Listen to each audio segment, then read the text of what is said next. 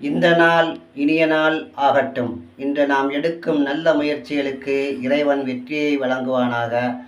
ஒவ்வொரு செல்வந்தரும் தன் ஏழை உறவினர்களின் முன்னேற்றத்திற்கு அவர்கள் பொறுப்பேற்று கொண்டால் உலகில் ஏழைகளின் எண்ணிக்கை மிக குறைவாகவே இருக்கும். ஒரு மீனை தர்மம் செய்வதை விட மீன் பிடிக்க கற்றுக்கொடு என ஒரு சீன பழமொழி கூறுகிறது. ஏனென்றால் ஒரு மீனை தர்மம் செய்வதால் அவனுக்கு ஒருவேளை உணவு மட்டுமே கிடைக்கின்றது. மீன் பிடிக்க கற்றுக் கொடுத்தால் அவன் வாழ்நாள் முழுவதும் அவன் வாழ்க்கைக்கு வழிகாட்டிய ஒரு நன்மை கிடைக்கின்றது. எவர் ஒரு ஆத்மாவை வாழ வைக்கிறாரோ அவர் உலகில் உள்ள அனைத்து மனிதர்களையும் வாழ வைத்தவர் போலாவார் என ஒரு அழகிய பொன்மொழி கூட உண்டு.